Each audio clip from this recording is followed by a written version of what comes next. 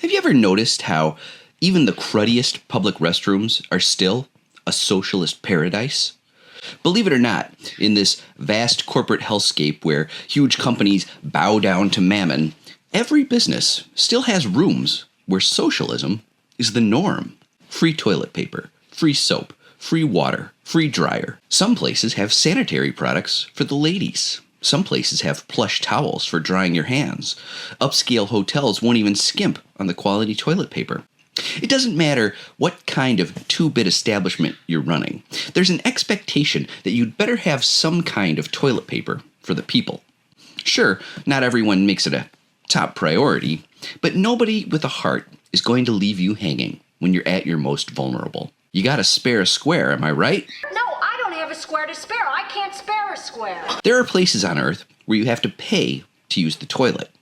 Capitalism has foisted many indignities upon restroom-using Americans, but this practice has mercifully not spread far on our shores, though just speaking the words, pay toilet, should send a douche chill through all of us. This is the essence of socialism, is it not? Every restroom-owning person in this country has a certain standard they abide by. Society agrees to cover the cost of making sure anyone hustling a fast-moving microwave burrito into the shitter can find relief. We are all equals when we pray to the porcelain gods. Our society agrees to take care of one another when our most basic biological urges make their demands known. We are all too human in that moment. Free stuff. That's the caricature you hear about socialism. Just a bunch of freeloaders trying to grab everything they can get. A very ungenerous attitude. Some of us feel shame about taking free stuff, especially if we have enough already. It's not cool to load up on free stuff you don't need. Show some restraint, my guy. Because most stuff isn't entirely free, is it? Someone's paying for that hand soap and toilet paper. We are. Everyone's kicking in so that we have what we need when we need it. Because free stuff exists for the people who need it. And if you don't need it, why are you stealing all of the toilet paper out of a public restroom? It's supposed to be there for the people who need it.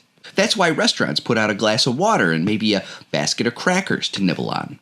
Some places do it nicer.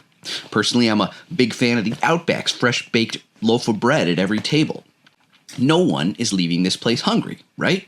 Take this idea and expand it. One marker of a good society could be, how nice is that baseline? What is the baseline quality of the free stuff that anyone can get? The nicer the baseline, the better the society.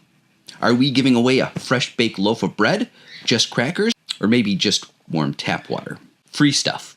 One idea of socialism is there should be more free stuff. Instead of just restrooms having free stuff, maybe we expand our horizons. Free food for people who need it. We already do that with SNAP. Expand it. Make it more generous, not less. There's more than enough food for every hungry person. Socialism wants to feed them. Free medicine for the sick. We already do that for older folks with Medicare and the income challenged with Medicaid. Everybody else gets the for-profit healthcare system. Universal health care for everyone would ironically be much cheaper than what we have now, which is kind of the point of universal health care, actually. Socialism wants everyone to get the medical care they need without debt or bankruptcy.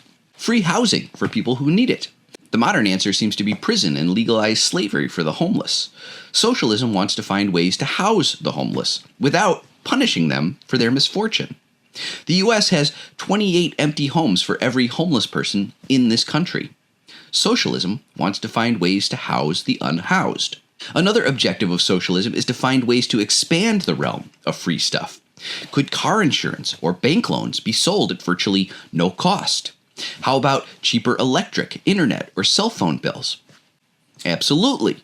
There are lots of possibilities. If we all kick in, things can get really cheap. Things can get even cheaper still if the rich are taxed progressively. Pro-capitalist critics who demonize socialism are obsessed with people who abuse a system of free stuff, probably because pro-capitalists are notorious for finding ways to game the system for their own personal benefit.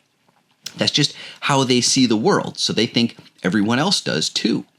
Also, it's difficult to compete against free things. Capitalism requires competition. There must be losers so there can be winners. Socialism requires cooperation. We must cooperate not just to stop people from abusing the system, but to ensure that everyone gets what they need.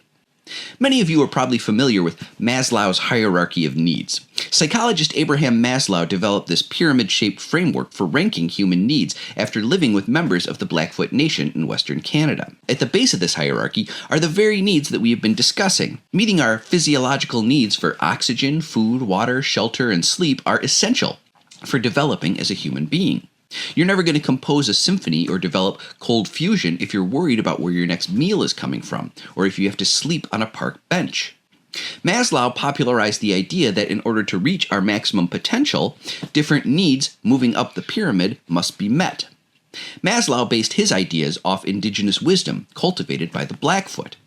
By placing self-actualization at the top of his pyramid, Maslow stopped short of what the Blackfoot saw as the most important function of their original teepee-shaped hierarchy of needs: strengthening society.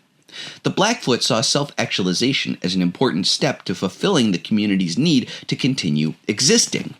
The Blackfoot placed the need to preserve their culture, language, and traditions above self-actualization. Perhaps this can help you see why the socialist idea about meeting our physiological needs for food, shelter, clothing is good for society. Making sure that everyone has what they need to survive is the base of the pyramid, because you can't build a stronger society without a rock-solid base. Using our collective resources to meet people's human needs is how you build a society that endures. Investing in human capital is always worthwhile. So think about socialism the next time you need to visit a public restroom. Let's expand socialism beyond our restrooms and build a stronger society by having more free stuff. Please give a like, follow, favorite, repost, and follow my Linktree to sign up for my Substack, the only way to avoid suppression of my content. Let's make them pay.